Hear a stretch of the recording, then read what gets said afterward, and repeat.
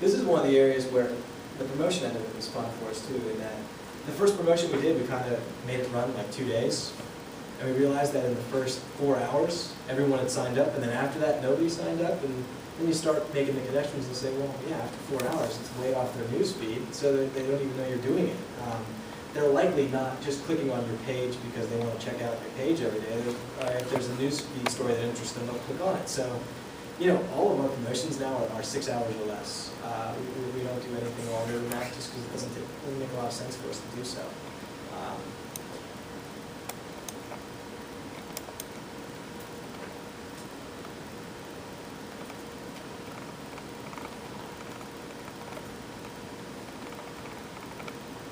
In addition to that, you know, I don't manage all these other pages, but I have access to Hershey Entertainment page, which essentially just gives you some exclusive pre-sale offers for concerts and other things going on in the venue, and then the theater as well. The only one that I'm really responsible for overseeing and managing is the Hershey Bears Facebook page.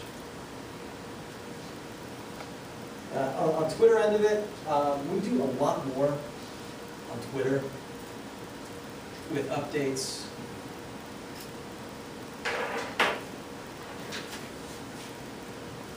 Than we do on Facebook. I originally didn't do quite as much on here, but I found that, how many folks here are on Twitter, by the way? Everybody is on Facebook, I'd assume, though, right? That's kind of what we're seeing a lot. What I will say for Twitter, I'll give my 2-minute Twitter sales pitch. And I'm not one who says I'm going to sit there and kind of post what I'm doing every minute of every day. What I have found from Twitter that's awesome, though, is essentially it can save you the time going through a ton of different websites. So if you want to sign up and make your own Twitter account, don't feel obligated by any stretch of the imagination. Think of this as a totally separate thing from Facebook. Don't think, oh, I've got to update my friends on what I'm doing or tell people this. All I do is I do it to gather information. So I'll follow maybe a couple different 76ers beat writers. I'll follow the Sports Business Daily, the Sports Business Journal. I don't know how to pronounce it, but there's a social media website. I think it's pronounced Mashable, M-A-S-H-A-B-L-E. And that kind of gives you all the industry trends on social media and what people are doing. So instead of having to go find stories on all those different websites, I just scroll down my Twitter feed and I know pretty much what's going on in the things that I care about. So I don't have to go to 17 different websites anymore. So I know Twitter can seem overwhelming because everyone thinks of it as, wow, just every minute of every day I need to be on Twitter and tell people what I'm doing. Well, not necessarily. I don't even use it to follow celebrities or do any of that stuff. Although I got stuff doing. I follow Charlie Sheen, but I only did that for about 4 days until I decided I was completely done with him, with that whole scenario. So I would encourage you, honestly, especially if you're interested in marketing, just A, to understand how the medium works, to jump on and create your own Twitter account. But B, I think you'll find it pretty quickly, pretty helpful. Once you start learning, all right, well, okay, these guys have, I Googled these guys and they have a Twitter account. Well, I'm going to go jump on and see what's going on with them. I mean, it's a pretty helpful tool for me as I'm just scrolling through my day and trying to look at, all right, what's going on in the world. And CNN's on there for me too, so I would definitely take a look at it, especially if you're going to do marketing. Because what it helps you do is it helps you understand, all right, what's the socially acceptable way to type things and do other things on that platform, so you don't seem so much of an outsider. Again, I don't sound very many. I don't tweet very much, but I do check my Twitter feed every day. But what we found with this crowd, I don't know if my Twitter sales pitch is, they really do want to consume a ton of information. A lot of folks are on there kind of the same way that I am, is they want to know what the most recent news is, but they don't necessarily want to go to a website or go to Facebook to find it. So for the Bears, we originally started just giving end of the game score updates, and we didn't do too much else. But now what we've really started to do is we'll post a lot of videos. As the manager of that account, I follow the AHL, I follow the South Carolina Stingrays, which is our minor league affiliate, and the Washington Capitals, which is our major league affiliate, and then John Walton, who is obviously, if you guys are Bears fans, is the voice of the Bears, so I follow him. And then Tim Leone does a great job of beat writing for us here in the Harrisburg area. And between those folks, I can pretty much get all the information that I may not have known about the Hershey Bears, and I can get that out to our folks. So instead of me having to essentially tell our fans that Keith Coins for assists moved into 10th place all time, just retweet it from the AHL, and that's just what this green box in the corner right here is that we retweeted that. So we sent it out to all of our followers, so they're all getting that message.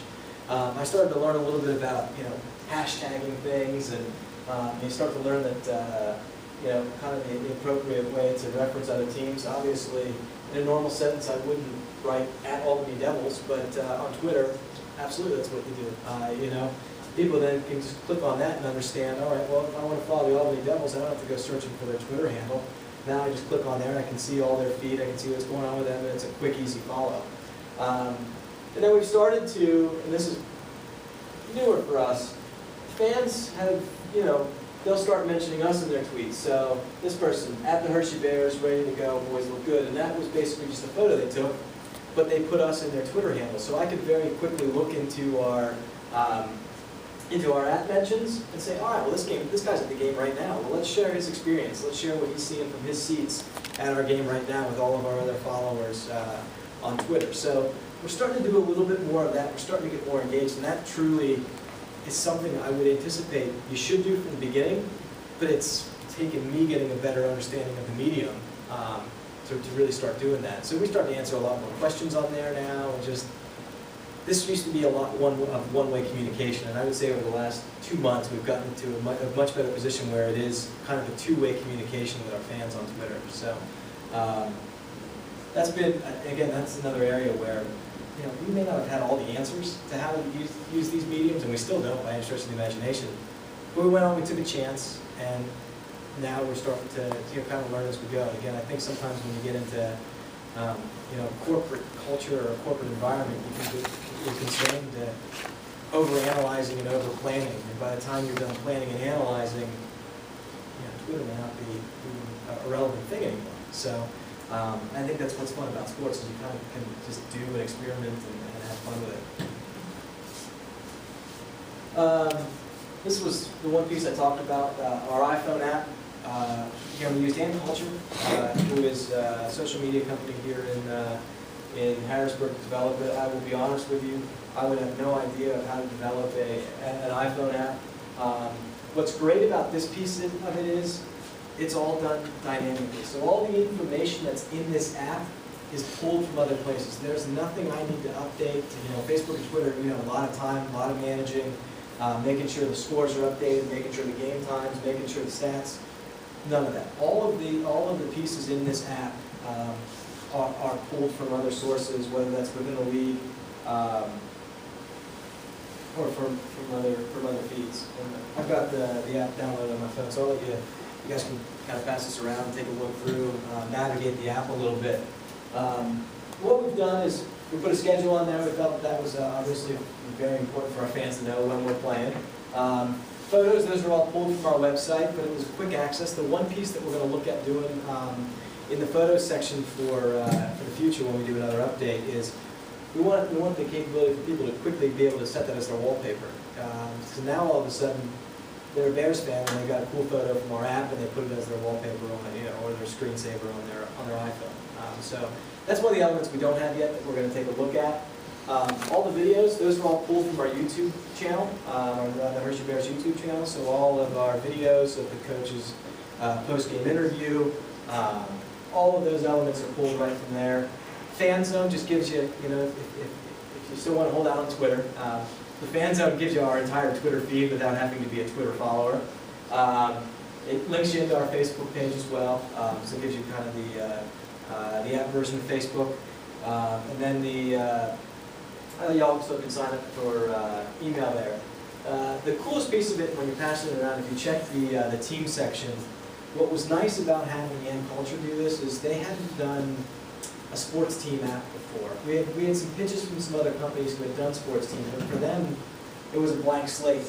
And I think they attacked the team portion of it kind of the best way I've seen in any app, where they created a player card, you double tap it just like to flip it over just like you normally would.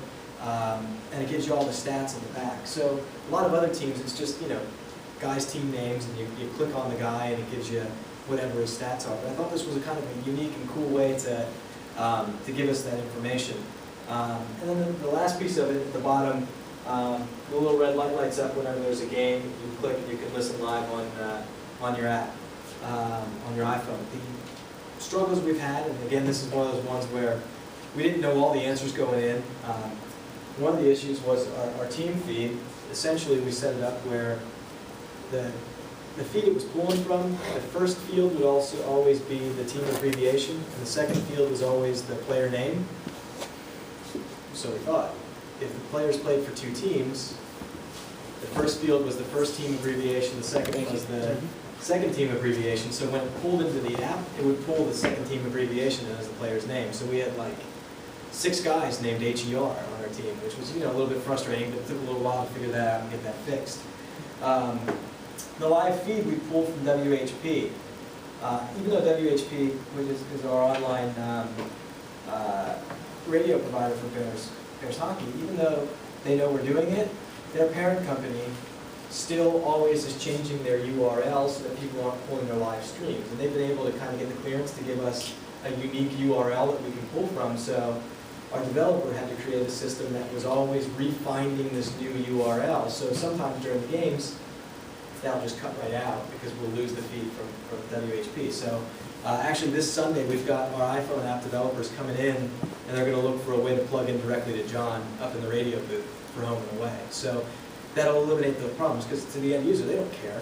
They could care less that we're having problems with WHP's feed. All they know is they downloaded our app, and whether it's free or not, it says that we have a live feed and they expect to be able to hear the game. So, how do we accommodate that and overcome that issue for them? So that's one of the things that we're looking at is having them plug directly into John, which I think will be huge for us with the iPhone. We started with iPhone only, and the reason we did was because the iPhone, it's compatible from iPhone 4 to iPad to iTouch to iPhone 3. Whereas Droid, even though Droid is the biggest smartphone operating system in the US at a little over 30% of the market, their operating systems don't talk to each other as much, and their phones are built in different styles. So where you can create one app and it goes to all those platforms in iPhone, with Droid, you would have to create this app 4 or 5 different times. So there's a lot more expense. So we figured, all right, well, let's kind of get it on iPhone. We created it once. We figured out the expense of it, and we kind of figured out what those bugs are with it, which is taking us a little bit of time, but we're still working through that.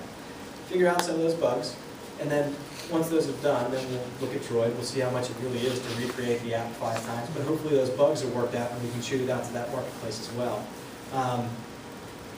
Hopefully that'll happen before next season. If we can find $10,000, $15,000 to develop the app, we'll definitely do it. One of the pieces that we're looking at is, all right, well, how do we start identifying places that, a sponsor banner or something can live on there so that we can help start paying for the app a little bit, essentially. The boss is kind of probably tired of me just spending money on stuff, and we want to see some sort of return at some point. Yeah. Did you say it was compatible with the iPhone 3G? It should be compatible with the iPhone 3G. I tried to get it, and it says it only requires the iPhone 4 software. Man, I'll have to call them and find out what's going on. Because I know we had someone download it for the iPad and it worked. So we tried that. I didn't have an iPhone 3, so I couldn't try it. Yeah, I've had her problem with like the iPod Touch. Was that? With the iPod Touch, I had like the same problem as her. Same issue with that. Trying to download it. Call them because I know that I know someone. I'd seen people download it to an iTouch, so yeah. I know that it worked there, and I'd seen people download it to an iPad, so I knew it worked there. But the fact that there's some issues is good to know. So that, hey man, I'm telling you, we worked through it. That's what we're doing with these new mediums. So what's unfortunate? So now we can't get you logged on to the Bears app. So we'll let them know that that's not working, but it's supposed to be. They're feeding you a line, huh? I tell you, they are. And again, I literally did see people with the iTouch and the iPad that had it downloaded, and it was working. So to find out what the issue is with that. Any other questions other than our app not working for you?